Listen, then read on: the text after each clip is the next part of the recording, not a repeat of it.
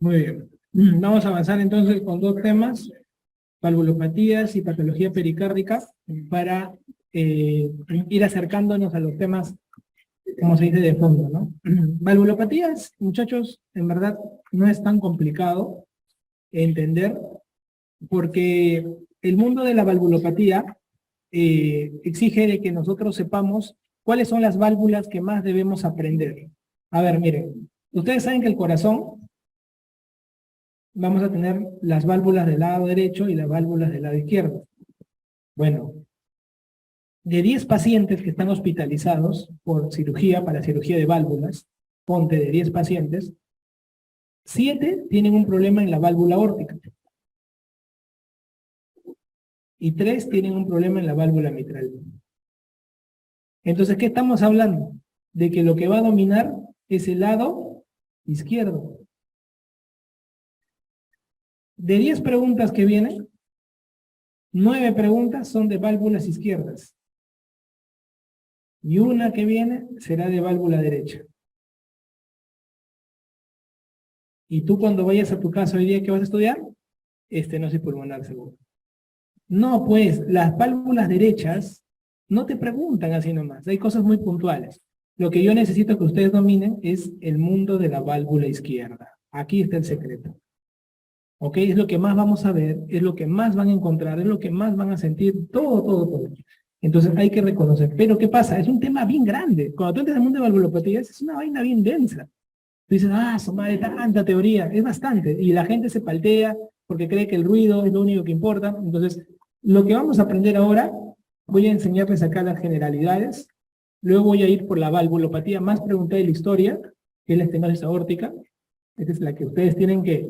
Doctor, no me alcanza para estudiar valvulopatía. Solamente estudia esto ya. Este se llama sobrevivir ya. ¿Ya? Ese ya es, como se dice, ya comes pan nomás hoy día. Pan solo, pero tu barriga vas a pasar la noche, ¿no? Entonces ya cuando tú quieres ser ya guloso, ya la gula, entonces entramos a insuficiencia aórtica, ¿no? Estenosis mitral. Sí, doctor, no, ¿sabes qué? Tengo espacio todavía para un poquito más de estenosis aórtica, algo más, estenosis mitral. O sea, ¿quieres decir, doctor, que las estenosis les encantan a los peruanos? Les encantan a los peruanos estenosis. Les encanta estar ajustados. Entonces, ahí pongo. Doctor, valvulopatía derecha es el final. Endocarditis infecciosa te voy a dejar un par de cosas importantes, porque no quiero cruzarme con infecto. Pero quiero dejarte cosas importantes. ¿Ya? Entonces vamos a ver eso. En las generalidades, en el mundo del mundo de la valvulopatía, hay que recordar un poco que las valvulopatías, vamos a verlas nosotros en las preguntas de examen, generalmente en gente adulta, ¿no?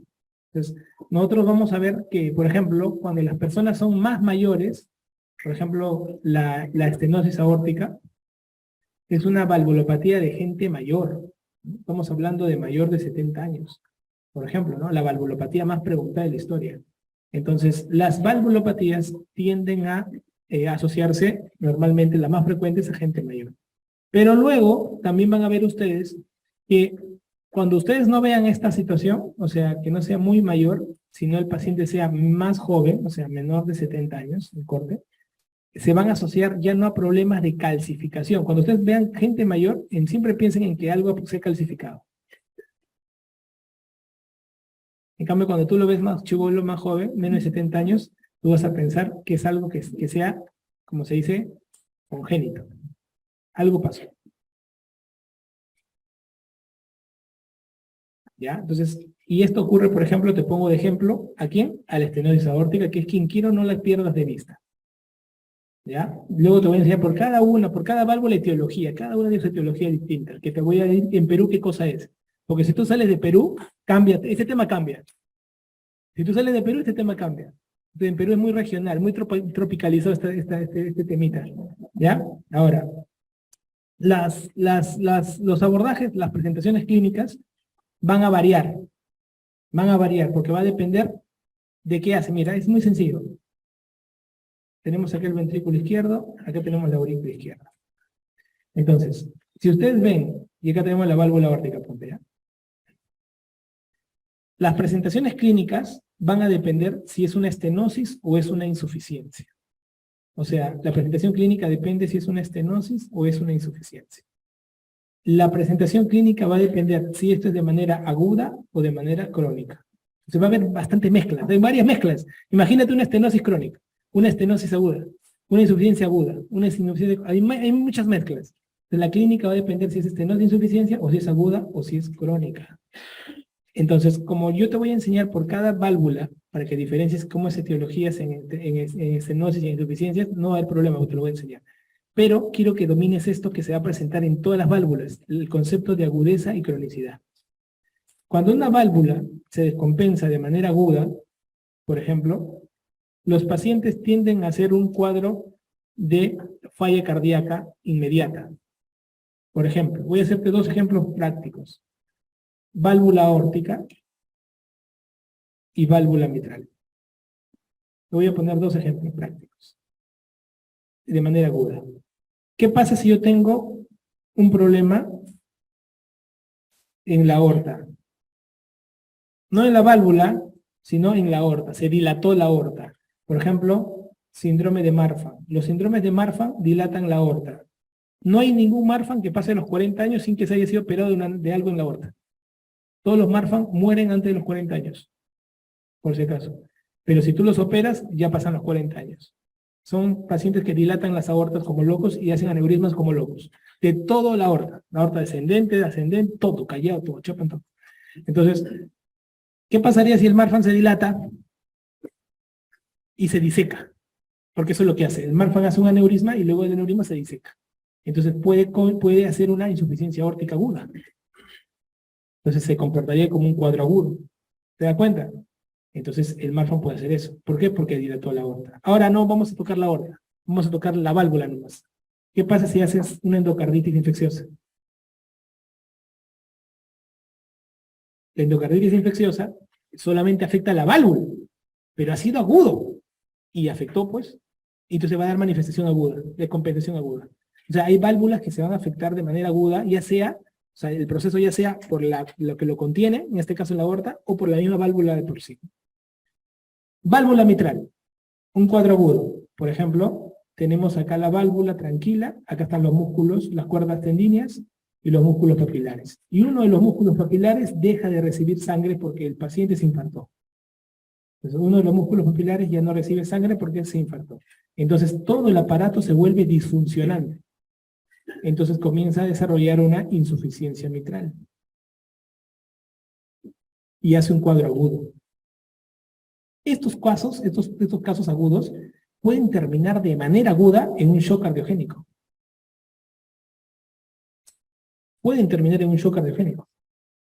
Entonces, hay presentaciones de las valvulopatías que terminen así. Dice, doctor, tiene una valvulopatía.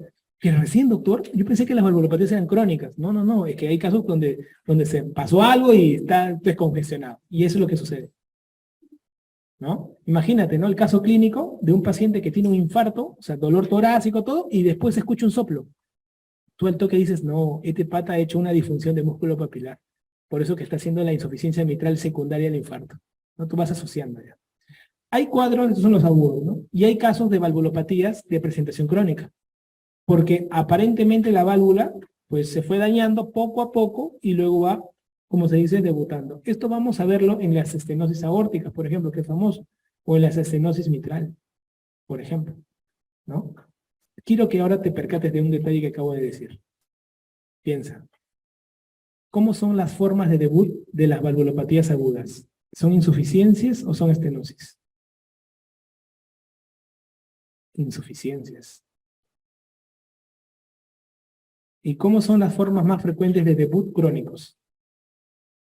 Estenosis. ¿Te das cuenta? Ah, mira, qué interesante, doctor. Cuando yo me ponga nervioso en el examen y me bloquee y vea que es una insuficiencia y es un cuadro agudo, lo voy a asociar más. Claro, eso es una forma de ver las valvulopatías con otros ojos ya.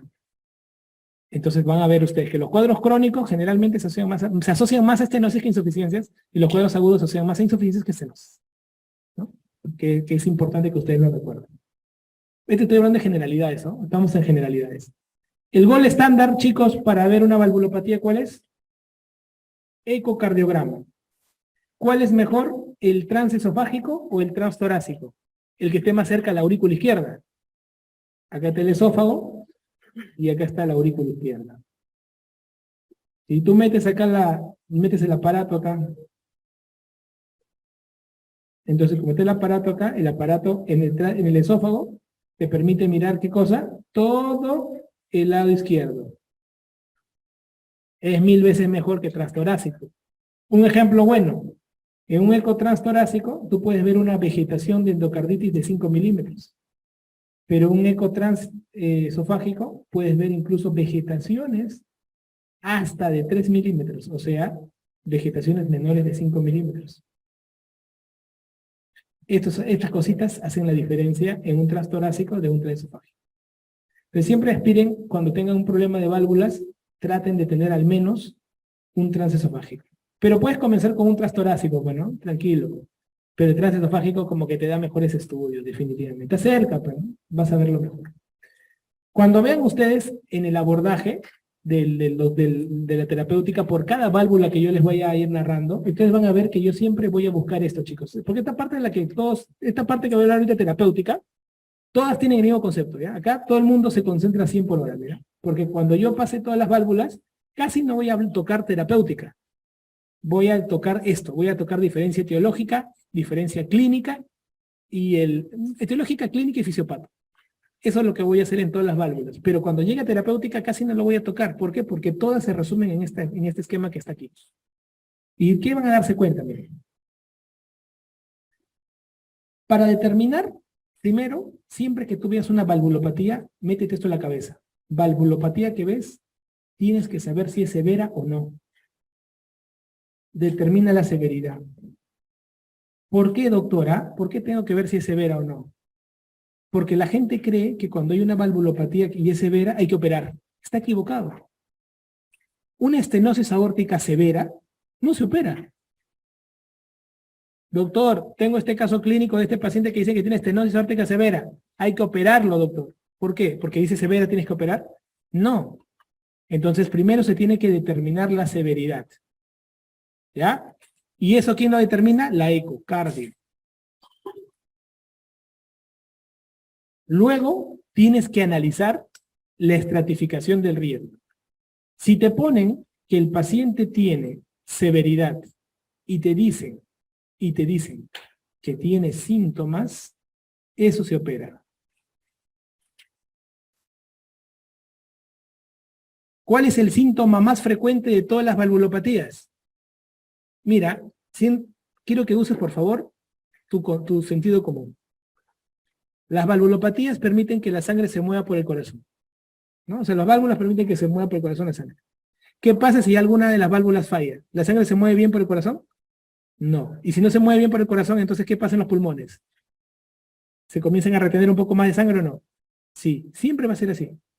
Si el corazón falla en movimientos compartimentales de las puertas, va a haber tráfico arriba.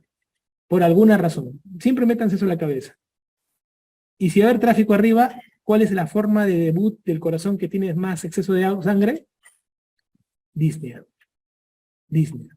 Entonces, todas las valvulopatías, vas a ver siempre que la disnea es la que más se va a representar en todas. Entonces, en síntomas, podemos tener varios. Yo te voy a poner por cada válvula, pero de todas, cuando nunca te acuerdas, dices, chame, ¿qué podrá tener? Y el paciente dice, ¿sabes qué, hijita? Camino 2 cuadras y me canso, me falta el aire un poco. Así comienza, se llama equivalente. Comienza a cansarse con el esfuerzo. Se llama disnea de esfuerzo. Entonces tú dices, y antes mamá tú caminabas 2 cuadras. Sí, yo caminaba 2 cuadras. Y tú en tu mente dices, pucha madre, mi mamá tiene estenosis aórtica severa y ya se está cansando. Y hay síntomas. Entonces, estos terminan en cirugía. Doctor, pero mi mamá es moderada, doctor, no es severa. Gracias a Dios no es severa. Si no es severa, no se opera, ¿verdad, doctor? Si no es severo, puede haber casos de cirugía. ¿Pero por qué, doctor, si no es severo? Porque puede ser un moderado. Un moderado que necesite cirugía. ¿Y eso cómo se puede saber? Si tú tienes pacientes, escúchame bien estos 2 detalles que te voy a decir, que no sean severos. Mira, no son severos, pero pueden terminar en cirugía. o pacientes que son severos, asintomáticos, que también pueden terminar en cirugía. Estos dos grupos siempre son los famosos recomendación 1B. O sea, esto de acá es la recomendación 1A. Esta es la que preguntan en el examen, por eso que nadie tiene duda. Pero otros que se pueden operar son estos dos de aquí. Los no severos, tipo moderados, que van a cirugía, o los severos asintomáticos. Pero ¿qué cosa tienen que tener estas dos cosas? Alteraciones de la fracción de eyección, 1, o que tenga dilataciones ventriculares. Generalmente, mayor de 70 milímetros en diástole, medida en diástole. Y es un nivel más avanzado de respuesta ya. Dicen, paciente que no es severo, moderado, pero que tiene fracción baja. Se opera. Salud. Paciente que es severo, que no tiene síntomas, pero tiene una dilatación ventricular. Se opera. ¿Me entienden? Entonces, esto de acá es para las preguntas de examen. Cuando se hagan su flashcard, el que está subrayado, ese va para el examen. Pero los otros dos de acá van para la vida. Para que también sepan que hay casos que se operan que no son severos, que tengan criterios ecográficos, o casos severos, sin síntomas, también con criterios ecográficos. Por eso que el ECO es fundamental. Y estos dos son los más frecuentes que vamos a usar en la ecografía. La fracción caída y la dilatación ventricular en diástole. Todo paciente que se opera de válvula, todos los pacientes que se operan de válvula deberían tener una indicación de cateterismo cardíaco, sobre todo si tienen mayores de 40 años. Por ejemplo, ¿y por qué? ¿Por qué, doctor? Porque de repente el pata tiene 39 años. Se supone que 39 está joven, pero el pata es más fumón que la patada.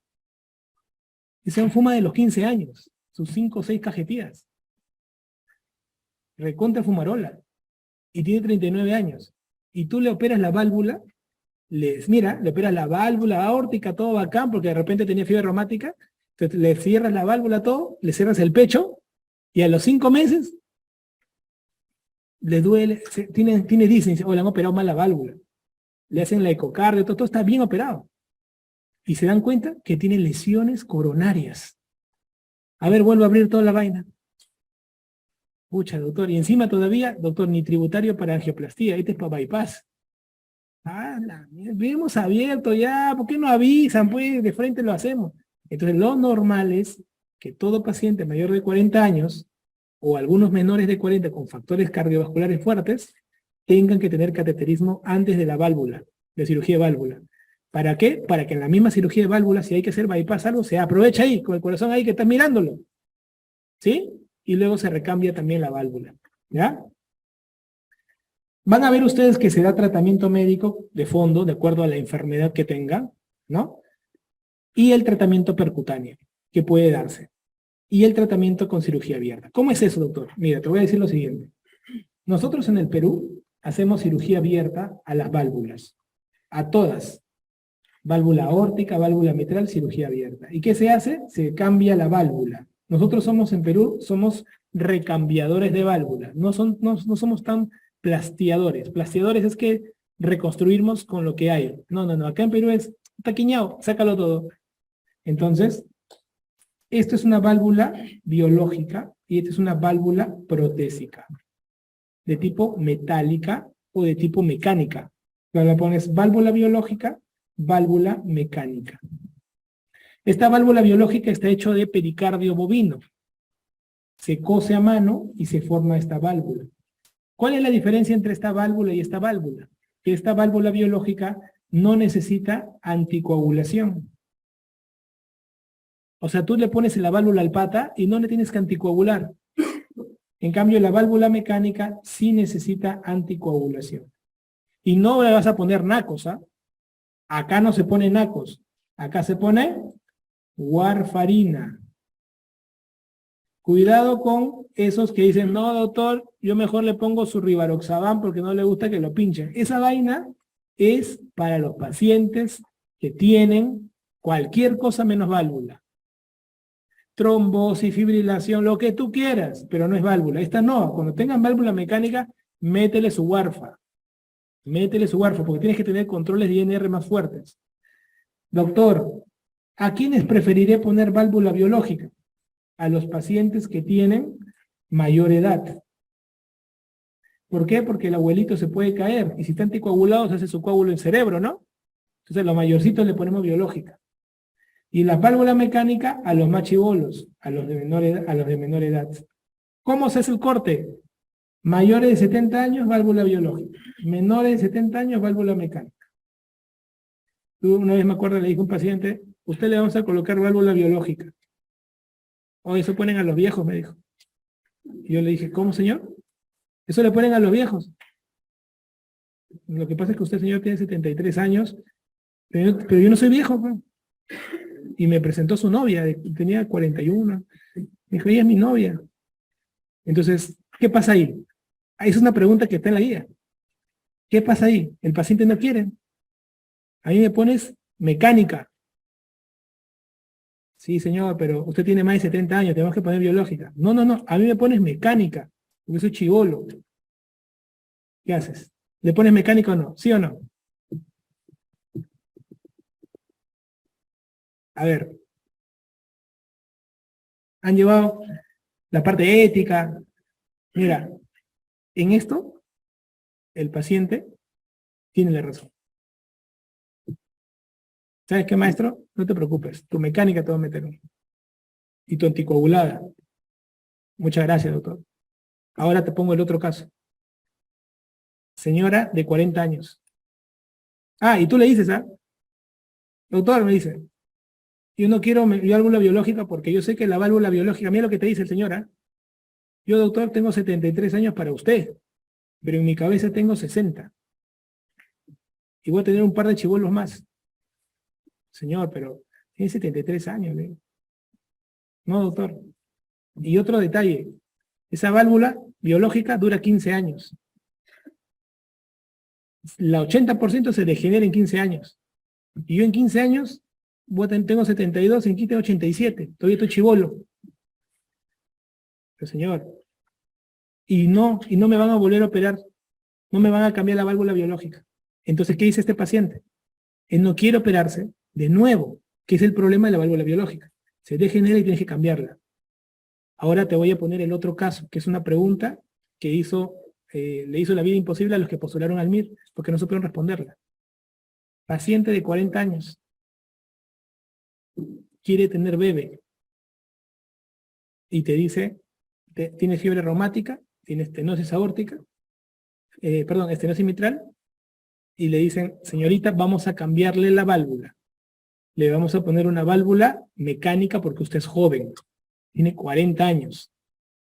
Y ella dice, doctor, si usted me pone eso, voy a tomar warfarina, ¿no? Claro, tienes que tomar warfarina. Pero la warfarina es teratogénica. Y yo quiero tener bebé. Ponme biológica. ¿Qué haces? El deseo de la madre, ¿no? Le tienes que poner biológica. Con 40 años, y sabiendo ella que a los 55 probablemente se opere de nuevo. Y le pone su biológica.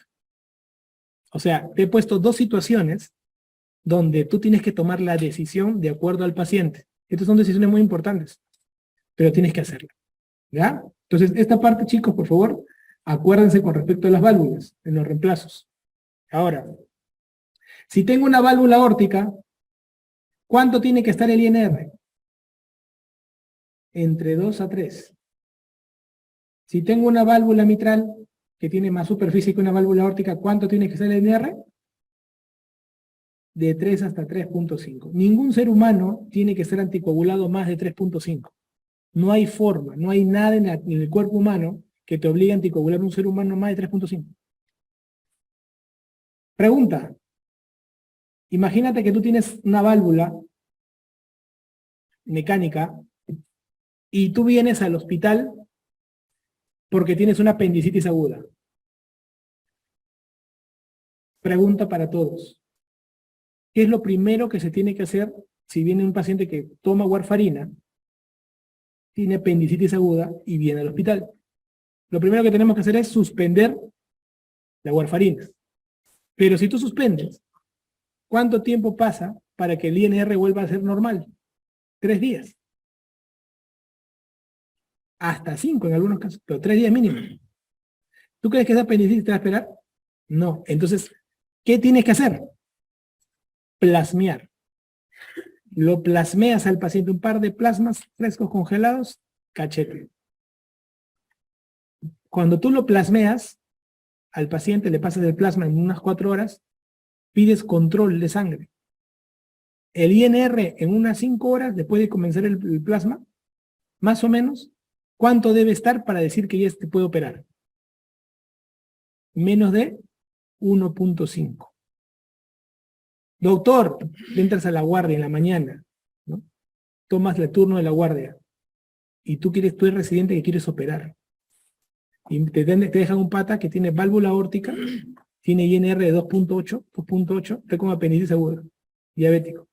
Tú lo miras, lo va a operar ahorita, pero hay que prepararlo.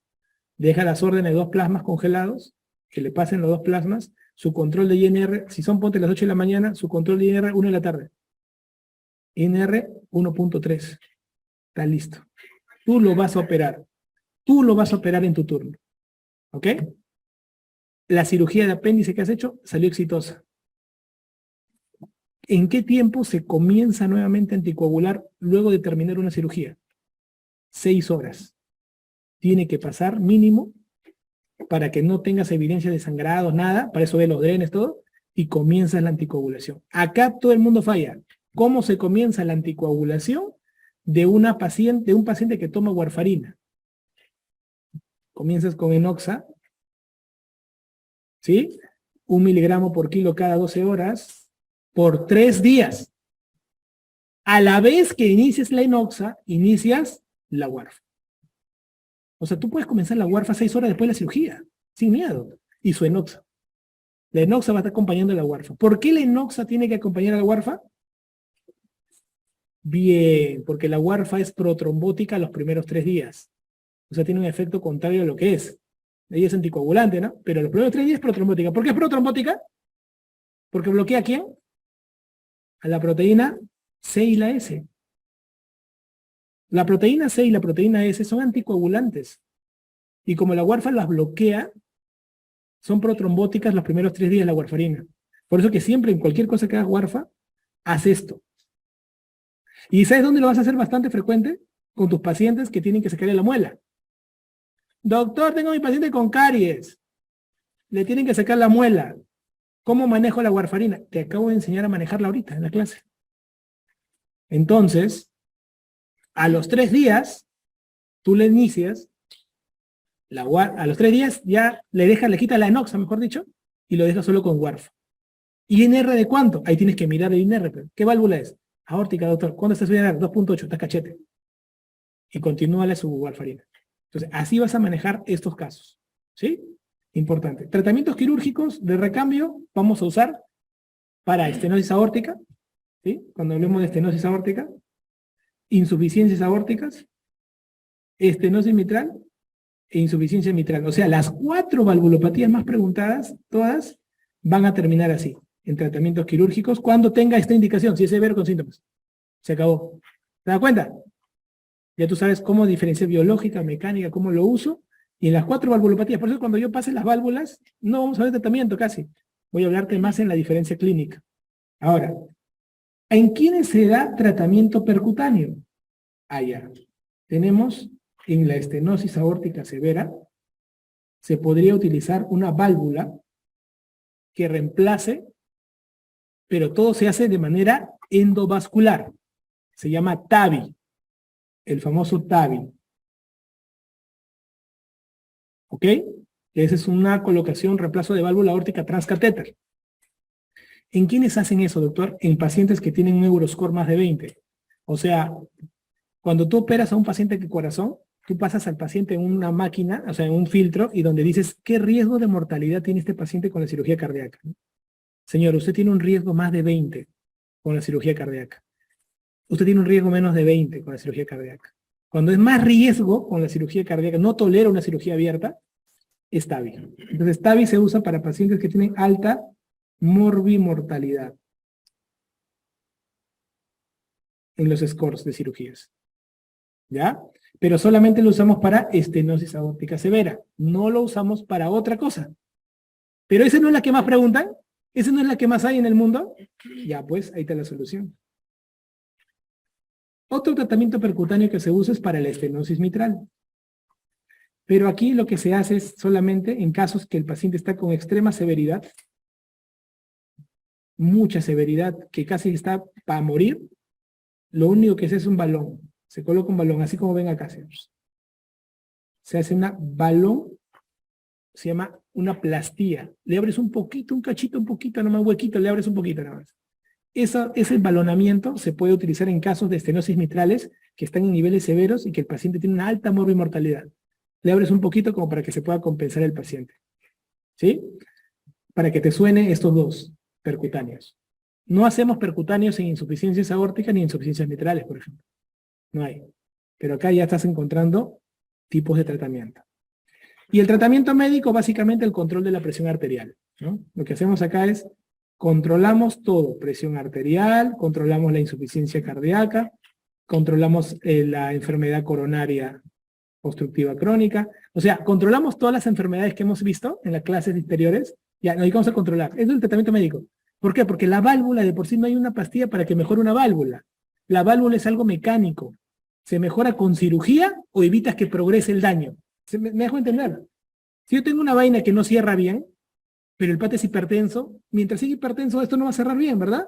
Entonces corrijo la hipertensión, pues, para mejorar que esto no progrese en daño. Pero si el pata es hipertenso y tengo una válvula que no cierra bien, esta vaina va a seguir empeorando y va a hacerse más severo y la clínica va a ser más fuerte y voy a terminar operándolo. ¿Me dejo entender? O sea, no hay pastillas que te digan, esta pastilla te hace que la válvula aórtica cierre bien o esta pastilla te hace que abra bien. No hay nada de eso. Solamente hay medicamento médico para las cosas de las enfermedades de fondo. Te lo digo esto porque a veces hay alumnos que tienen esa duda. Pensaban que hay una pastilla para que mejore cómo funciona una válvula. Una válvula funciona de acuerdo al movimiento de la sangre, punto. Entonces, contrólame todas las cosas que permiten que la sangre se mueva bien. Y va a ir bien. ¿Sí? Conceptos fundamentales, principios importantes. Ahora voy a pasar válvula por válvula y te voy a dejar pepas puntuales. ¿Ya? Porque acá te he hablado como que me entiendas un poco este tema que es gran denso, pero tengo que darte esos lineamientos. Estenosis aórtica. Es la valvulopatía más frecuente. Mira. Puntualmente, la estenosis aórtica, ¿qué voy a encontrar yo? Si me ponen que el paciente tiene más de 70 años, yo causa calcificación. Puntual. Si el pata tiene menos de 70 años, aorta bicúspide. Entonces ya tú vas entendiendo. ¿Sí? Entonces la válvula está media abierta. No se cierra completamente, miren. Está chiquita. Entonces se cierra, se abre. Y cuando se abre, un huequito. Entonces esto es lo que lo mata al paciente. Cuando tú le cierras, se llama gradiente. ¿No? Acá está la presión, una alta presión dentro del ventrículo y después de la aorta, una menor presión. Entonces, la diferencial de presiones aquí agresiva es lo que le da severidad. ¿Cómo calculamos la severidad de una estenosis aórtica? Mediante el gradiente. Y eso se hace con ecocardio. El gradiente nos va a dar la severidad. ¿Ok? Para que ustedes puedan tenerlo en cuenta. El paciente, ¿cómo va a ser su forma de su soplo?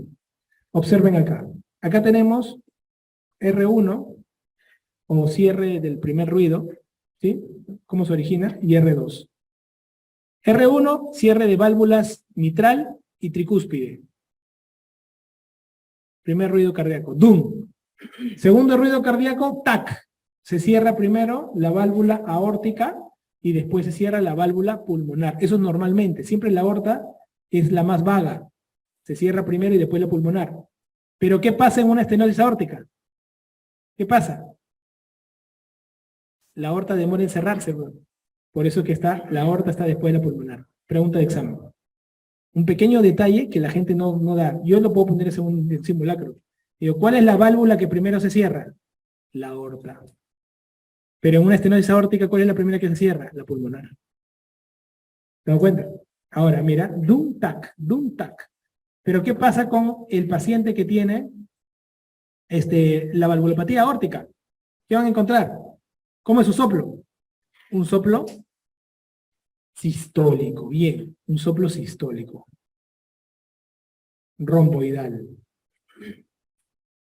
Entonces el paciente hace dum tac, dum tac, dum tac.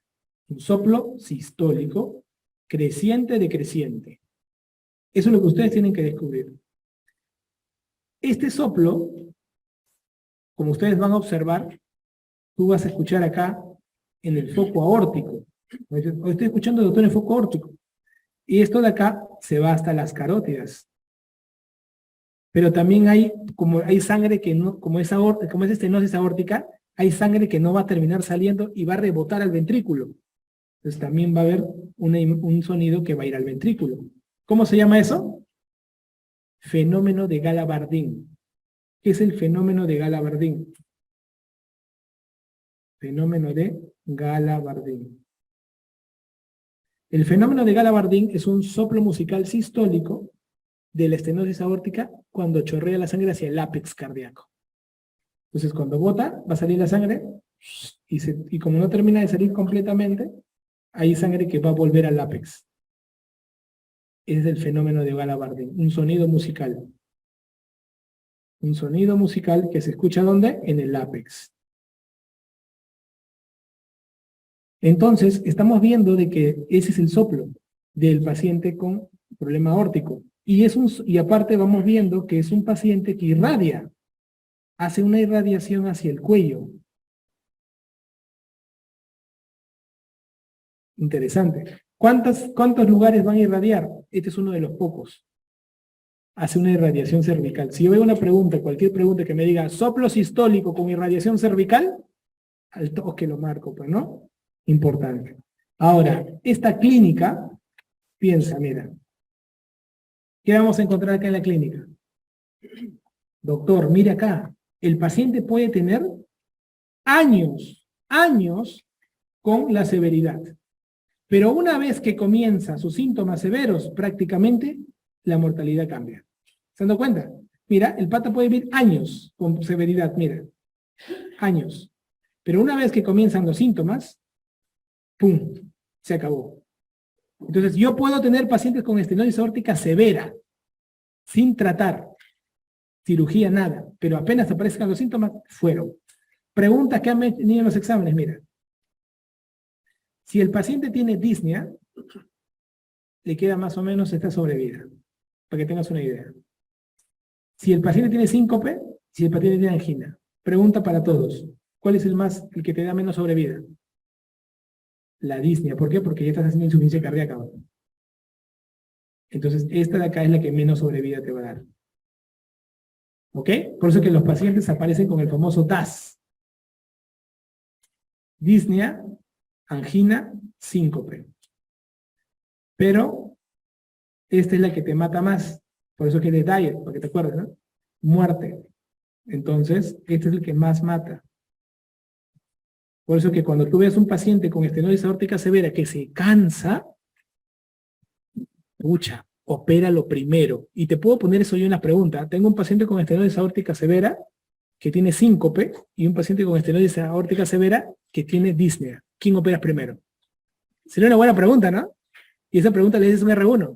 ¿Qué, doctor? Hay diferencia, pero tiene síntomas. Usted me ha dicho que severidad con síntomas se opera. Sí, pero tiene solamente un turno para operar hoy día. ¿A quién de los dos operas? Al que tiene disnea. ¿Se han dado cuenta? Porque va a vivir menos, porque es un paciente que se va a complicar más. Entonces tienes que operarlo primero. ¿Ok? Entonces, ¿cómo es el paciente robot? ¿Cómo vamos a reconocerlo? Paciente mayor de 70 años que tiene un soplo sistólico con irradiación a la carótida, ¿sí? Y que se le puede asociar el DAS. Ahí está tu paciente robot. Mayor de 70 años con soplo sistólico, con irradiación carotidia, más Dine, angina, zinc. Ya, doctor, está facilito. Regalado. Robotazo. Tratamiento. Acá yo no tengo que hablar de tratamiento, ¿te das cuenta? ¿Por qué? Porque yo que te he dicho, si es severo y tiene síntomas, reemplazo de válvula aórtica. Si tiene baja morbimortalidad, va a TAVI. Perdón, a cirugía abierta, baja mortalidad, cirugía abierta. Y si tiene alta morbimortalidad, va a TAVI, que es endovascular, porque no te aguanta la cirugía abierta. Punto. Ahora yo no te voy a preguntar qué válvula voy a usar, si mecánica, biológica, porque tú ya lo sabes. ¿Te das cuenta? En generalidades nos sirve para poder responder estos casos. ¿Ya? Muy importante. Una pepa acá te voy a soltar una pepita. La aorta bicúspide. La aorta bicúspide se asocia bastante también a la coartación de aorta. La aorta bicúspide se asocia a la coartación de aorta. ¿Ya?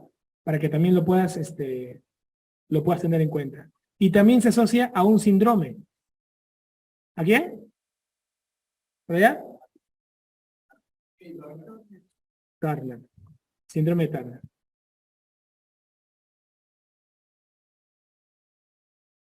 Eso tienen que recordar. Eso yo pregunto a residencia. ¿Ya? Son dos asociaciones a la aorta bicúspide. Entonces, estos señores, esta lámina, se la tienen que recontraprender porque acá van a venir la mayor cantidad de preguntas.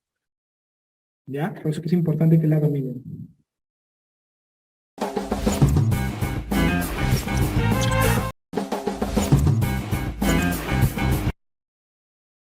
Me voy a la insuficiencia. La insuficiencia tiene etiología, que puede ser una etiología aguda o una etiología crónica.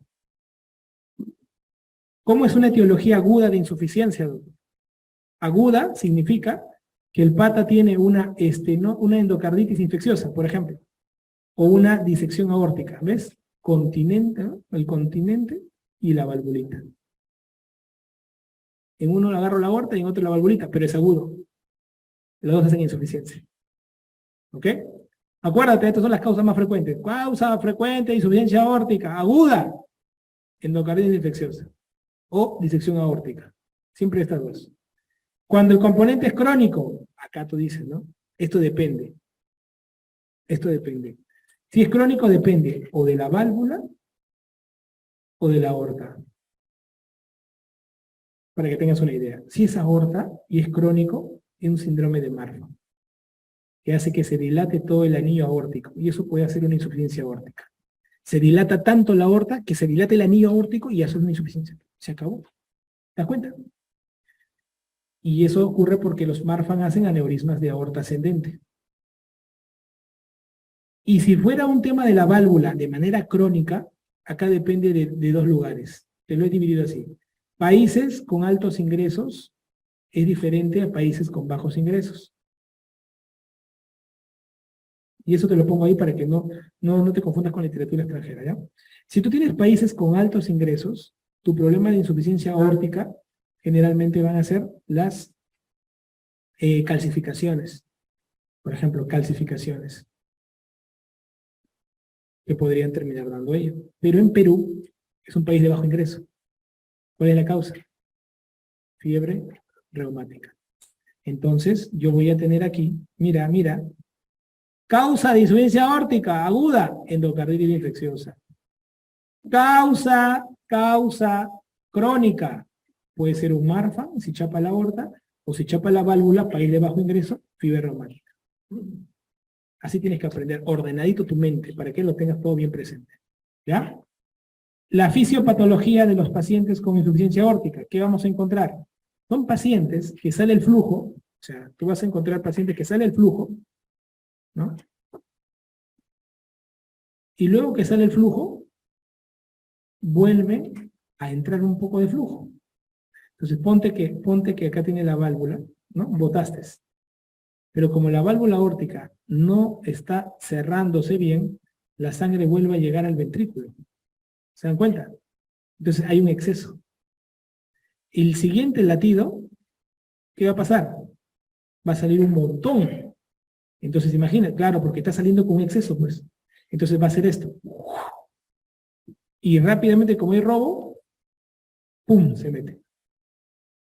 Estos latidos gigantes, donde se ve una presión de pulso diferencial importante, ¿no? Muy alto esto, y de esto muy alto, hay mucha diferencia, ¿no? Estos pulsazos, así. Entonces tú vas a ir más o menos diciendo el pulso en martillo de agua. ¿Qué? Porque, claro, que sale y luego se vuelve a meter porque hay insuficiencia en la válvula aórtica, entonces el ventrículo se llena más de sangre.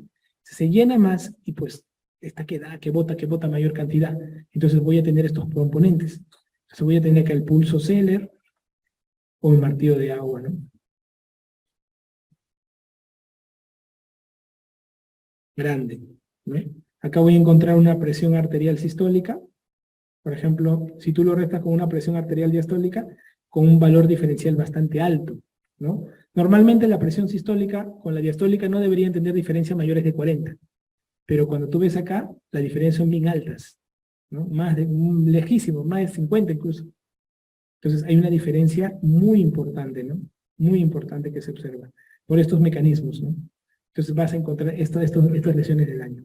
Ahora, mira, en la clínica, incluso llega a tener tanto la salida de sangre, tanta fuerza, que en la aorta hay un signo, ¿no? Que el paciente así, con cada latido cardíaco, hace esto. Signo de Muset. Entonces está así. Y tú le dices, ¿no? Señor, ¿se siente bien usted? Y el paciente mira y te hace así. Y tú crees que está bien.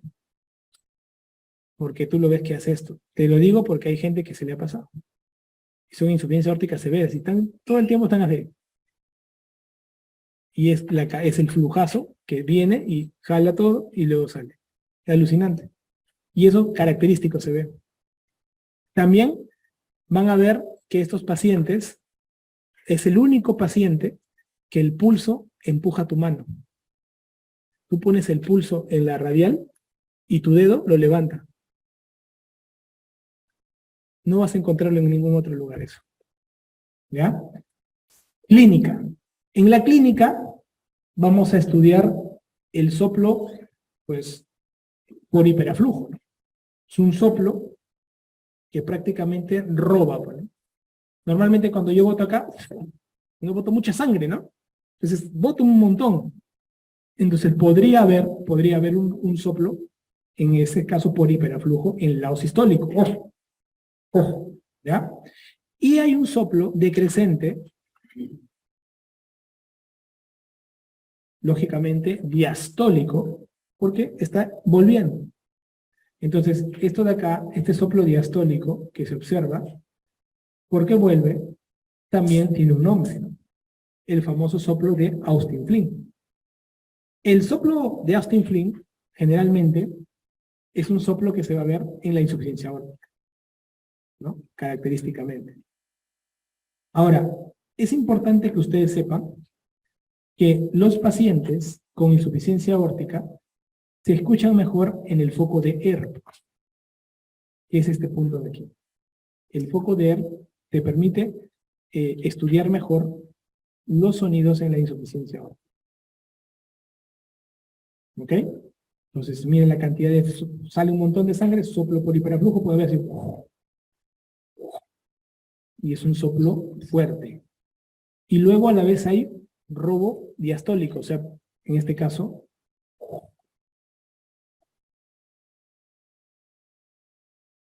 así suena. Botas primero y luego jalas. Entonces, como que no hay un espacio como la estenosis sistólica, la estenosis aórtica severa, que hacías, ahí es más rápido. En cambio acá no, acá parece que fuera sistodiastólico, te puede confundir en la insuficiencia aórtica. ¿Ok? Y este es el soplo que preguntan, ¿no? El soplo de Austin Flint, ¿dónde se encuentra? En la insuficiencia aórtica. ¿Ya? Soplo de Austin Flint. Característico. Ahora, ¿por qué se da el soplo de Austin Flint? Porque esto de acá, ¿qué interpreta? es el cierre, es un soplo funcional.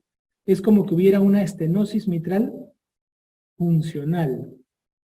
¿Cómo es eso, doctor? Mira, normalmente la válvula aórtica está acá, la válvula aórtica está acá.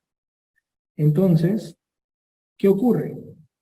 La válvula mitral quiere abrirse. ¿No es cierto? Quiere abrirse. ¿Por qué? Porque supone que está cerrada la diastólica, ¿no?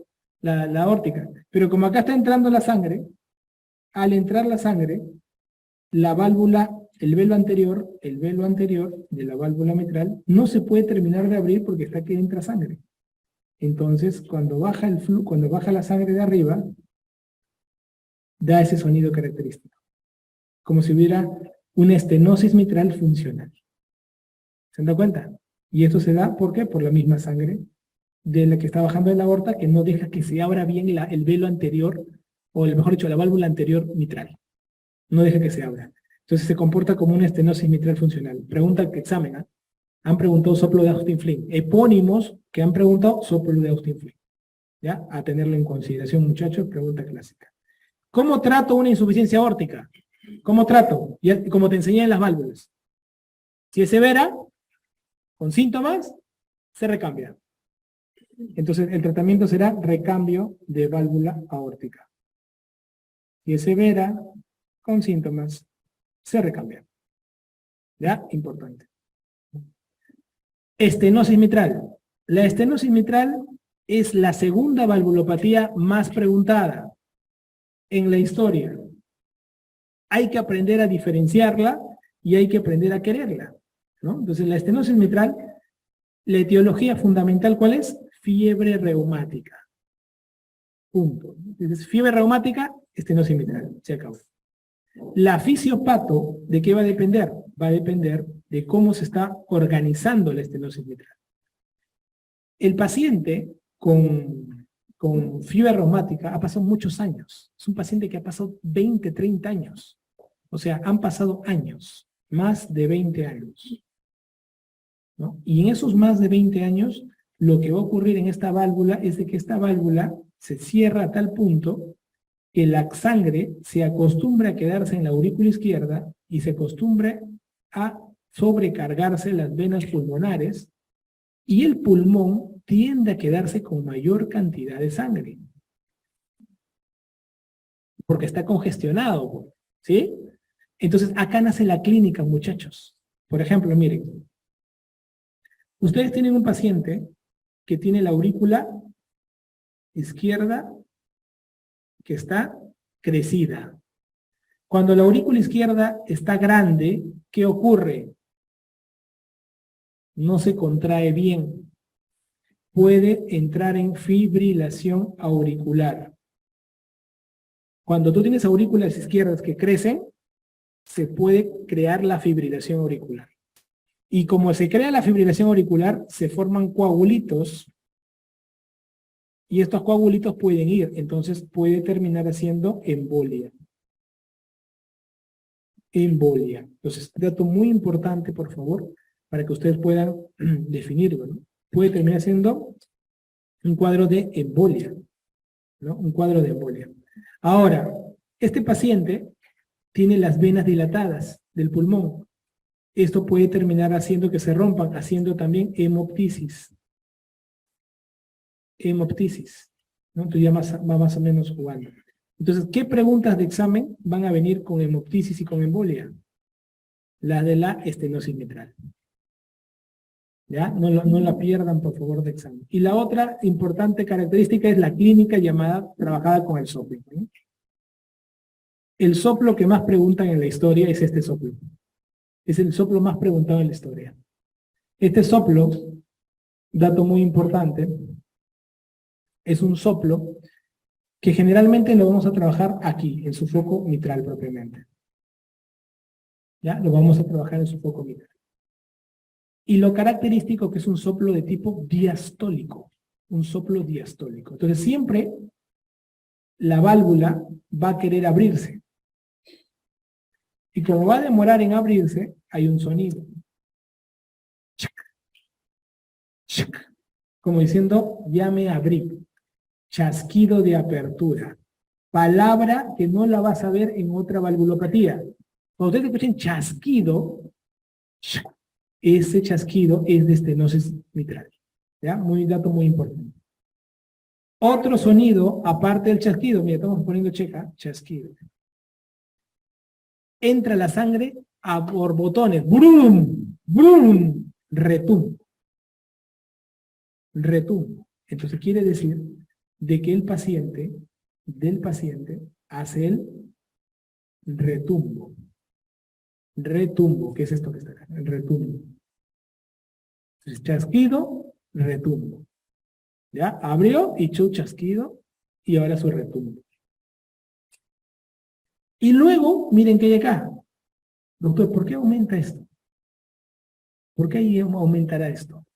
Se nota que aumentará como un refuerzo, que le llamamos refuerzo presistólico. Refuerzo presistólico. Chasquido, retumbo y refuerzo presistólico. Pregunta de examen. ¿Quién forma el refuerzo presistólico? ¿Se acuerdan ustedes en la diástole cuántas fases tenemos? ¿Cuántas? 3. Llenado. ¿Se acuerdan? ¿Qué había ahí? ¿Primera fase cuál es? Relajación isovolumétrica. Luego, llenado. Y en el llenado se llenaba ¿cuánto? 80%. Y luego, ¿quién llenaba 20%? La última fase, la contracción auricular. Entonces, la contracción auricular hace el refuerzo presistólico. Eso hace la contracción auricular. ¿Y aporta cuánto? 20% del llenado diastólico. Esta es la pregunta examen. ¿Saben por qué la pregunta examen, no? Porque un paciente que tenga fibrilación auricular ¿va a ser contracción auricular? No. ¿Va a ser refuerzo? No. Entonces, un paciente con contracción auricular, con fibrilación auricular, no va a ser refuerzo presistólico. Es un paciente que no llena. ¿Dando cuenta? Hay una pregunta, creo, de simulacro, que no sé si la han visto. Decía, me hicieron una pregunta con respecto a ¿qué no encontrarías en una estenosis mitral? Algo así era. Y me preguntó un alumno, me dijo, doctor, ¿por qué no tiene ondas, creo, ¿no? Algo así, como que no había visto que el paciente tenía fibrilación auricular, la estenosis mitral, ¿no? Fue una pregunta mañosa a propósito. ¿Por qué? Porque los pacientes con estenosis mitral que hacen FA no tienen esto, y tampoco tienen ondas, pues, que van a ver, porque están en FA, ¿me entienden? Entonces, esta pregunta es una pregunta de residencia, de nivel de residencia, y viene en un simulacro. Por eso que es importante, como lo ponemos estos casos clínicos mañosos, son esos casos donde sabemos que ahí van a venir las preguntas. Porque eso yo te haría esa pregunta. Yo te haría esa pregunta en el examen. ¿No? Paciente que viene sin refuerzo presistólico en el sonido, ¿no? Ah, ya es un pata que está en FA. Se acabó. Y si está en FA, ¿qué puede tener? Embolia. ¿Cuál es la condición cardíaca que más genera embolia? La mezcla es estenosis mitral con FA. Eso lo han preguntado como 4 veces. Condición cardíaca que genera más embolia, estenosis mitral con FA. Porque dilata la aurícula y comienza a botar toda la vaina. Entonces, esto es muy importante. ¿Sí, chicos? Acuérdense que cuando hay pacientes que tienen condiciones, hay algunos pacientes que tienen ciertas condiciones que se puede hacer valvuloplastía. Esta es la valvuloplastía. Pero la valvuloplastía es una cosa así nomás como para que sobreviva el paciente. Es un paciente que está con shock cardiogénicos, así que lo agarras y que con esto ya al menos va a vivir un poco más hasta que aguante y se compense, ¿no? Los pacientes, por ejemplo, que entran a valvuloplastía son pacientes que entran y dicen, oh, paciente está entrando ahorita por shock trauma, shock cardiogénico, estenosis mitral severa. ¿Qué va a hacer ahí? Nada, el pata está cerrado. Entonces tienen que meterle, hacer una dilatación, y con esa dilatación lo pasaste de shock cardiogénico a un estado estable cardíaco. Y ya cuando esté estable, ¿lo preparas para qué? Para la cirugía de recambio de válvula mitral. ¿Ya? Entonces estos casos de valvuloplastía se utilizan en situaciones de shock cardiogénico, para sacarlo del estado y llevarlo a un estado más estable y hacer ahí el recambio de válvula mitral, que es la cirugía. Con estenosis aórtica se cambia todo el aparato. Es bien yuca operar fibrosis, fibra reumática, bien yuca. ¿Por qué? Porque miren chicos, esto de acá que ven ustedes, por ejemplo, se quita todos los velos, se quita todo. Pero tú le quitas todo, y en una de esas que estás quitando con el APEAN, por ejemplo, puedes romper el anillo. Y cuando tú rompes el anillo, ¿qué pasa? Tú le vuelves a colocar la válvula, cierras el corazón, lo quieres hacer volver a latir al corazón, y el corazón ya puede que haga esto, mira. Como que fuera un carro que tiene la llanta, ¿cómo se llama? Cuando se revienta el blad, esto que está entre el alma y la llanta. Entonces, esa llanta no late, no da vuelta. Igualito es el corazón, no arranca así. Has hecho una desestructura de de todo lo que es el aparataje del corazón. Por eso que operar una estenosis mitral es lo más difícil de las valvulopatías. Porque puedes romper el anillo y ya se estructura el corazón y ese corazón ya no y muere en bomba. El paciente muere, no sale de bomba. O sea, terminan apagando al paciente, apagan ahí, porque no volvió a funcionar. Y es lo más triste que puedes ver. Porque has hecho toda la cirugía y el paciente no arranca ya. Porque ya en una de esas sacadas, sacaste un calcio. Imagínate que sea una persona de 30 años. Es horrible. ¿Qué le quedaría? Trasplantarlo. ¿Y dónde tienes un corazón a esa hora? Jodido. Entonces hay que recordar ese daño. Por eso cuando hablemos de fibra reumática, yo les voy a enseñar los criterios, cuáles son criterios que hay que seguir, cuáles son criterios que a tiempo hay que tratar, porque hay cosas que se pasan por alto.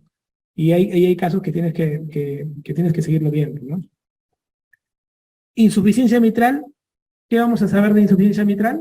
¿Qué tenemos que llevarnos? Mira, la insuficiencia mitral, tú tienes que mirar si es de una causa primaria o si es una causa secundaria. ¿Ya? Mira, si la insuficiencia es una causa primaria, ¿qué significa causa primaria? Significa que la insuficiencia se da porque la válvula se ha fallado. O sea, la misma válvula está fallando.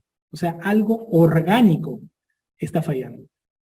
¿Ya? Porque es algo orgánico. O sea, la válvula está fallando. Doctor, ¿y qué podría estar fallando en la válvula? Por ejemplo, una endocarditis infecciosa. O la misma fibra reumática. Está fallando en la válvula. Algo orgánico. Chumas. Entonces, eso sería una causa primaria. Porque hacemos una valoración de la válvula, o sea, algo orgánico. Que tú estás viendo. ¿Qué es una causa etiológica secundaria? Significa que el miocardio es el que está alterado. ¿Y cómo el miocardio puede estar influyendo en la válvula? ¿Cómo? ¿De qué trataría? Por ejemplo, si el paciente tiene un cuadro agudo o si el paciente tiene un cuadro crónico. Si es un cuadro agudo, por ejemplo, puede ser una disfunción de un músculo papilar. ¿Y el miocardio estaría influyendo o no? Sí. Y si es un cuadro crónico, un paciente que tenga una cardiopatía isquémica dilatada, o sea, que haya hecho una dilatación de todo el ventrículo, una dilatación ventricular, que generalmente la causa más frecuente de dilatación ventricular es por isquemia. ¿Ok? O sea que la isquemia, miren chicos lo que acabo de decir ahorita, la isquemia miocárdica es la causa. Puede ser una isquemia aguda, como un infarto que hace un problema de disfunción de músculo papilar, o la isquemia crónica, el pata que tiene cuadro anginoso, coronario, y que va haciendo insuficiencia cardíaca y va dilatando. Son dos manifestaciones, pero ya saben ustedes que es la isquemia lo que va a dar. Entonces pregunta de examen. Pues. Si la isquemia es la patología que más nos preguntan en el examen, te van a asociar qué valvulopatía se asocia a isquemia. ¿Se dan cuenta, no? Si isquemia es lo que más preguntan, ¿qué valvulopatía es la isquemia? Insuficiencia mitral. Y tú ni loco vas a perder esa oportunidad. Ah, doctor. Y estas serían causas secundarias, ¿no? Porque acá influiría el miocardio para terminar haciendo la insuficiencia mitral. Claro, en cambio, causas primarias son estas. Pues. La endocarditis infecciosa, sobre todo, ¿no? ¿Ok? Endocarditis infecciosa. Pregunta, ¿válvula que más afecta? Es mitral. Entonces, acuérdate de eso. Ahora, en su fisiopatología, ¿qué vamos a ver?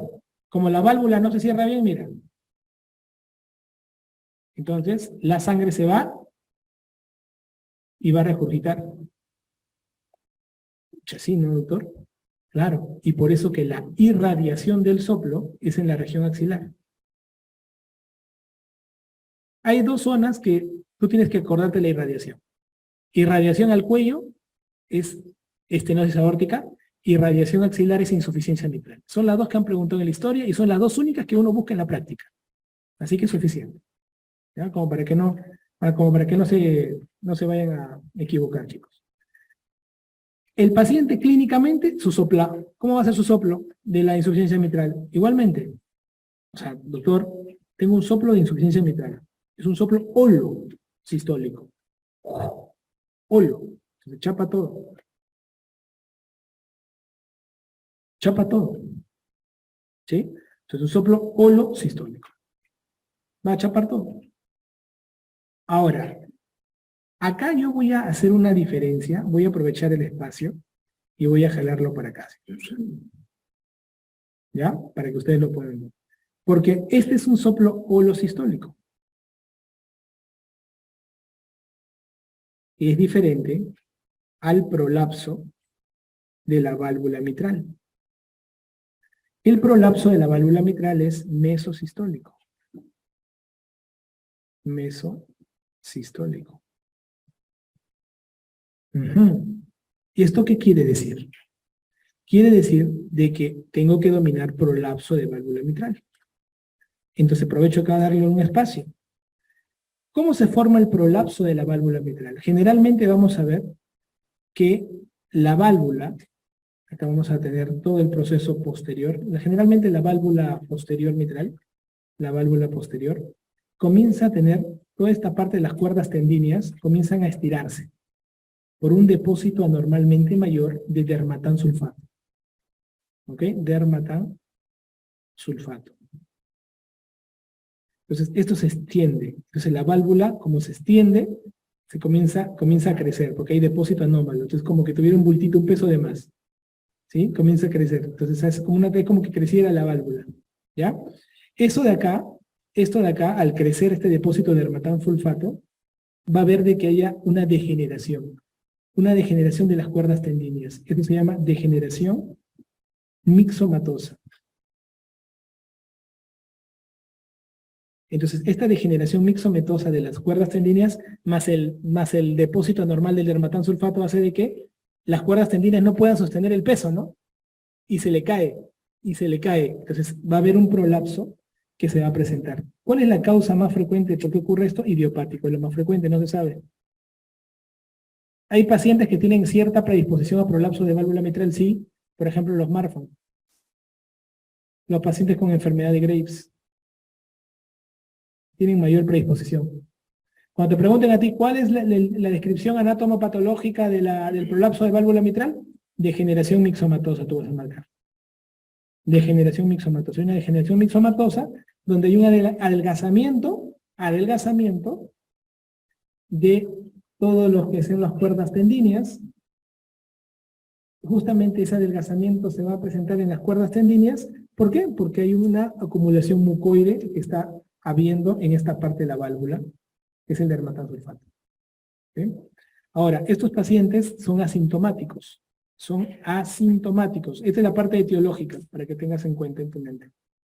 Siempre me gusta dártelo en orden. Y en la clínica son asintomáticos. Y hacen un soplo. ¿Cuál es su soplo? Su soplo es el soplo mesosistólico. ¿Ya? Soplo mesosistólico. Acuérdate, ¿eh? Hacen un soplo mesosistólico. Ahora, ¿cómo se hace la diferencia de estos pacientes? Te voy avisando. Estos pacientes se clasifican en leves, moderados y severos. Se dice que las cuerdas tendíneas en leves moderados están solo alargadas, pero en severos están rotas. Ese es un dato bueno, por ejemplo, que me gustaría que ustedes lo recuerden. En leves y moderados están alargadas y en severos están rotas. Punto. ¿Y eso por qué? ¿De qué va a depender? El tratamiento. ¿Por qué? Porque Primero, ¿con cómo lo diagnostican los prolapsos? Con eco, pues como todas las válvulas estamos viendo. Y luego lo tratas. Normalmente no se da tratamiento, pregunta de examen. Normalmente no se da tratamiento. Pero ¿en qué caso se podría dar tratamiento? Cuando el paciente tiene una insuficiencia mitral grave. Poquitos casos lo tienen, menos del 5% de pacientes. Y estos pacientes, basta que te hagan disnea o que te hagan fatiga,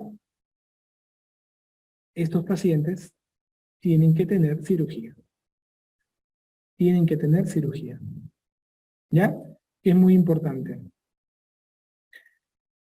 Estos pacientes se complican ¿con qué? Con fibrilación auricular. ¿Por qué? Por dilatación de la aurícula izquierda. Por dilatación de aurícula izquierda. Entonces, he aprovechado un espacio que me ha dado esto para hablarte del prolapso de válvula mitral. ¿Y por qué, doctor? ¿Por qué me ha hablado? Porque este año preguntaron prolapso de válvula mitral. En el ENAM, por primera vez, te describieron el caso de un paciente que tenía soplo mesosistólico, idiopático, y nada más te decían que diagnostiques. O sea, que solo por la palabra soplo mesosistólico, en un paciente aparentemente normal y tranquilo, era un prolapso de válvula mitral. Solo por ese detalle te tengo que hablar de cómo es de que se ve la gravedad y todo ello. Normalmente no tratamos. Si te das cuenta, mira qué grados de pacientes se logran operar. Muy poquitos. La mayoría no se opera de nada, pero si tiene una insuficiencia mitral grave, tú dices, está roto. Y encima debuta con clínica. No, con más razón, está justificado. Nunca se olviden que cualquier grado de severidad en eco, más clínica, está justificado de todas maneras hacer todo este evento. ¿Ya? Muy importante. Tratamiento. Miren, esto lo voy a decir aquí como para que ustedes lo manejen. En el Perú, las insuficiencias mitrales se hacen recambio de válvula mitral. Eso es acá en nuestro país, recambio de válvula mitral, que es lo más frecuente. Pero en el mundo, miren, en el mundo, países de primer mundo, ¿qué es lo que se está haciendo esto? Miren. Se hacen plastillas. También se hacen acá de manera privada, pero se hacen plastillas. ¿Ya? Se necesita una medición mejor y un calibre especial, y se coloca estos dispositivos, que es el PTF, y se hace plastilla de válvula mitral. ¿Ya? Plastilla. Plastilla significa que uso las mismas válvulas que tiene el paciente y solo le doy un soporte externo para tratar de ¿qué? Evitarme la anticoagulada. Pues. Para eso se hace plastilla, para evitarte la anticoagulada, porque si tú le recambias todo, lo terminas anticoagulando al paciente. ¿Me dejo entender? Entonces, ese dato quiero que lo tengan en cuenta. ¿Ok? Y acá, para terminar con valvulopatías derechas, ¿qué quiero que recuerdes? Solamente palabras mágicas, porque no vale la pena. Estenosis tricuspidia, quiero que te acuerdes que su causa es la fiebre reumática. Es decir, puntualmente, doctor, estenosis tricuspidia, fiebre reumática. Punto. O sea, tiene que estar como que se dice en tu mente, ¿no? Doctor, insuficiencia tricuspidia, ¿qué marcaría aquí? ¿Qué marcaría aquí? Insuficiencia tricuspidia. ¿Cuándo habría una insuficiencia tricúspide? Mira, hay dos momentos. La insuficiencia tricuspidia primaria, que por algún problema congénito, por ejemplo la anomalía de Epstein, termina desarrollando este cuadro, o la insuficiencia tricuspidia secundaria, que es lo más frecuente, y esta es la pregunta de examen, que por un problema de una insuficiencia coronaria, hagas una cardiopatía dilatada. Y secundaria a la cardiopatía dilatada terminas haciendo una dilatación completa de todo el anillo. Por eso que tú vas a ver que muchos pacientes que se operan de válvula mitral o válvula aórtica, también se le aprovecha en hacerse una plastilla de tricúspide. O sea, también tienen insuficiencia tricuspidia, pero secundaria a la dilatación cardíaca, ¿sí? Que lo ocasionó el lado izquierdo. ¿Quién ocasiona la dilatación cardíaca? El lado izquierdo. Y pobrecita, la tricúspide termina afectándose de esa dilatación. Y esto es lo más frecuente que uno ve. Por eso que los pacientes, cuando ustedes vean ecocardiografías de pacientes con estenosis aórtica o mitral alterada, también tienen insuficiencia tricuspidia. pero este es secundario del problema cardíaco dilatado que se ha obtenido, ¿ya? Con respecto a la estenosis pulmonar, acuérdate nada más que es generalmente congénita, ¿ok? Es importante. Se asocian mucho. Las estenosis pulmonares generalmente tratan de solucionarse en la etapa pediátrica, ¿no? Haciendo plastías pulmonares, ¿ya? Para que lo tengas en cuenta. Y las insuficiencias pulmonares se asocian bastante a hipertensión pulmonar. La hipertensión pulmonar es la que va a terminar ocasionando la insuficiencia pulmonar. Ahora, ¿por qué hay hipertensión pulmonar? Porque hay, exacto, hay una insuficiencia cardíaca izquierda y que esto termina siendo una hipertensión pulmonar. Falla la bomba izquierda, se sobrecarga el pulmón, pulmón con mucha sangre, se cierran los vasos para protegerse, desarrollan hipertensión pulmonar y esto desarrolla insuficiencia pulmonar. Esta insuficiencia pulmonar puede dar el famoso soplo de Graham-Still, que sería el epónimo. Te pueden poner Austin Flynn, esa insuficiencia aórtica, como Graham-Still, esa insuficiencia pulmonar, para que lo tengan en cuenta, ¿ya? Un detalle más en cavidades derechas. Cavidades derechas te van a preguntar, ¿cuál es la maniobra que los soplos de origen derecho aumentan con la inspiración? Lo hemos visto. ¿Cuál es? Maniobra, bien, maniobra de Rivero-Carvalho. ¿Ya? Maniobra de Rivero-Carvalho. Muy bien, muchachos. Nos quedaremos aquí.